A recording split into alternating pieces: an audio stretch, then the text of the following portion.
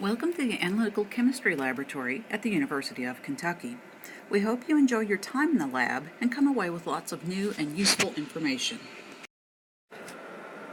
Before coming to the lab, make sure you've read and understand the laboratory safety document, are dressed in lab-appropriate attire, including shirts with sleeves, long pants, and closed-toed shoes.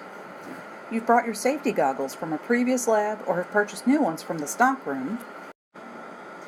You've read over and printed out the experimental procedure for today, and you've come ready to learn new techniques to help you succeed in Chemistry 226.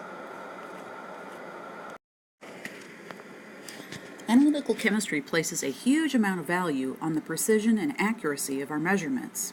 Without precision and accuracy, we can't say that our measurements are anywhere near the true value of a measurement.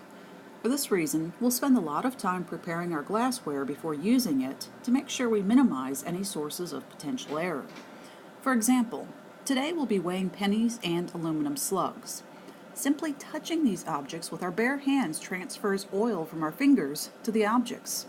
While this amount seems very minuscule, when you're weighing objects in grams to 4 decimal place accuracy, the change in the mass can add up over time. To solve this problem, we can wear gloves in the lab, use tweezers to manipulate the objects, or wrap the objects in chem wipes. If you choose to wear gloves, keep in mind that you should not touch your face, your cell phone, other personal items, doorknobs, or any other objects where transferring chemicals to that object could be bad. Please remove your gloves and wash your hands before leaving the laboratory today. In Part A, we're going to start off by practicing with the analytical balance. You'll obtain a vial of pennies and an aluminum slug from one of the TAs. You'll assign the pennies numbers using the graphic provided on page 1 of the handout, shown here. We're going to use two methods, weighing the pennies individually and weighing them by difference. In the method of addition, we first make sure that the balance is clean, then tare the balance, or set the recording to 0. Next, we add a weighing paper or weigh boat because we never, ever weigh the samples directly on the balance pan. Record the mass of the weighing vessel, then add your sample. If the sample is a powder, you'll want to remove the weighing vessel from the analytical balance, add the sample, and then put it back in the analytical balance. Record the mass of the sample and the weighing vessel. We can also use a balance using the method of difference. We're going to start with the mass of the weighing vessel and the sample mass from the last step. Then we're going to remove some of the sample and record the new mass. So the sample goes to a weigh boat outside of the balance. You keep removing sample until you have the desired mass in the weighing vessel outside of the balance. So this is the difference of what we started with, subtracting what we have left in the balance. So this sample is 2.7 grams. It is your responsibility to keep the balances clean. If you do not maintain the cleanliness of the balances, sample residues will build up under the pan, affecting the balance's function over time. Unfortunately, we do have to assign penalty deductions from your laboratory work if you don't heed this guideline. You can avoid this problem by always adding sample outside of the balance. And don't forget to use gloves, chem wipes, or tweezers to handle the objects you are weighing.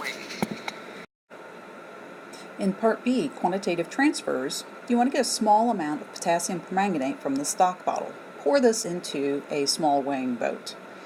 Tare a clean, dry beaker on the balance, add about 0.4 grams of potassium permanganate to the beaker, then add about 20 milliliters of deionized water, stirring gently to dissolve. Quantitatively transfer solution to a 100 milliliter volumetric flask using deionized water in a small funnel. To quantitatively transfer means that you're going to rinse down all the sides and try and get as much of that permanganate moved over to the volumetric flask as possible. You'll rinse the beaker with about 5 mils of DI water for each rinse, and you'll repeat the rinsing until the solution is clear. You want to record the number of washings required, Dilute the volumetric solution to the 100 ml mark and save it for Part C. In Part C, we're going to focus on making an aliquot. Now, rather than read this to you, I want to focus on proper usage of the pipette. Volumetric pipettes are extremely accurate if you use them correctly. If we zoom in and look at this right here, that's our mark that we're going to dilute to. This line means that the volume is accurate to 4 significant figures. So here, this would be 10 decimal point 00 milliliters, so 10 milliliters down to the hundredths accuracy. Now, there can still be uncertainty due to the manufacturer's tolerance, and this will be noted on the glassware. The meniscus of the solution that you are pipetting should be resting on top of this line and not below it. Very importantly, when you're working with volumetric pipettes, you do not want to blow out this last drop. The pipettes are calibrated to deliver, or TD, to deliver all the volume except for what's left in that tip. The old way of volumetric pipetting meant that you had to use an annoying rubber bulb to draw the solution past the mark. Then you carefully had to use your index finger, not your thumb, to get the solution's meniscus on top of the line. Then you would drain the pipette into your container by touching the tip to the glassware. Remember, do not blow out that last drop. This is still a proper technique, but you have an advantage. Your TAs will demonstrate how to effectively use a modern bulb for drawing solutions into a pipette. In Part D, you're going to calibrate a pipette. Again, I'm not going to read all of the steps to you, but I would caution you to make sure your glassware is clean because your readings need to agree within a total range of less than 0.02 grams. The equations for the statistics you'll need to add are listed in the lab report. Let a TA know if you're having trouble with any of these statistics before you leave the lab today. In Part E, we'll practice reading burettes. We have many sets of burette sections. Get a set, invert them with the pointed tip down, and allow them to drain before reading them. Confirm with a TA that you've made accurate readings on at least 2 full sets of burette sections. This is an important skill to master quickly.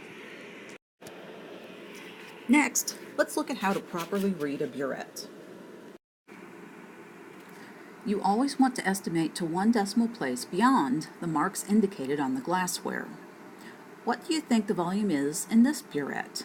Pause the video and estimate the volume. We can all agree that the volume is definitely between 40.00 milliliters and 40.10 milliliters. Remember that with a burette, you read from the top down. The variance can be accounted for in different ways, including the manufacturer's tolerance, angle of the burette, person-to-person estimates, etc. So how do we make sure that our readings are accurate and consistent? First of all, we want to make sure that we're using a burette card to read the burettes. You can find one of these on the last page of Experiment 1. You also want to make sure that you're using a perpendicular line of sight. Here we see what it looks like looking up from below and from above. So this only adds to our estimation errors.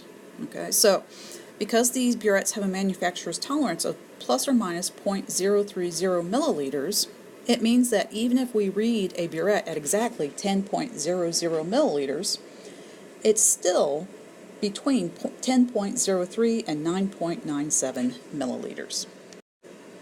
That's the best we can say, is that the true value lies somewhere between 9.97 and 10.03. Alright, so that's our introduction to Experiment 1. At this time, if you have any questions, please bring them to the attention of your teaching assistants so that everyone can proceed in a safe and efficient manner to complete our task today.